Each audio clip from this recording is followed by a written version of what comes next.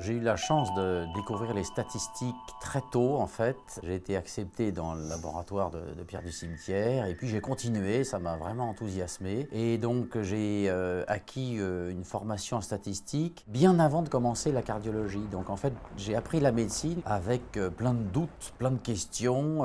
Cette culture du doute en fait m'a énormément servi après pour remettre en question plein de choses, plein de dogmes, de challenger plein d'idées.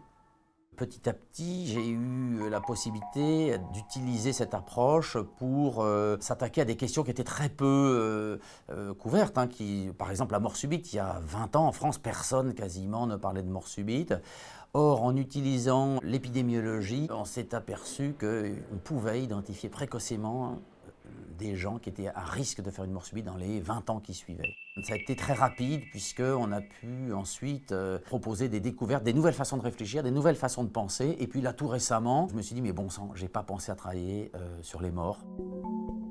C'est un peu gênant comme de le dire comme ça, mais si on arrivait à identifier avec certitude les gens qui n'ont aucune chance de s'en tirer, ces personnes-là, on pourrait les proposer pour un don d'organes. Avec tout ce que ça a de gênant, mais ça souligne des problèmes sociaux, sociétaux, éthiques, philosophiques qu'il faut aborder en même temps. Le deuxième point que j'ai beaucoup développé, c'est de développer des réseaux.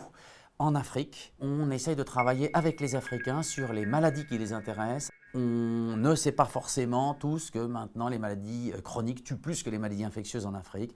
Et donc on a travaillé beaucoup sur le rhumatisme articulaire aigu, on a travaillé beaucoup sur la drépanocytose et on emmène ça dans des grandes revues en formant des jeunes cardiologues, épidémiologistes africains et c'est une approche passionnante.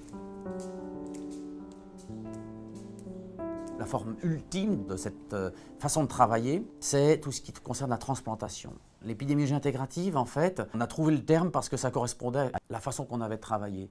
Au début, on a commencé à travailler avec beaucoup de spécialités. On demande à tout le monde de faire une thèse de science et la langue commune, c'est l'épidémiologie. Et à ce moment-là, quand on arrive à faire travailler tout le monde ensemble, eh bien, on profite à fond vraiment de ce qu'on dit en France, il y a de la culture générale, on sait, oui, très bien. Et alors, eh bien, là, justement, toute cette puissance de formation qu'on a la chance d'avoir en France se révèle et emmène sur des résultats très intéressants.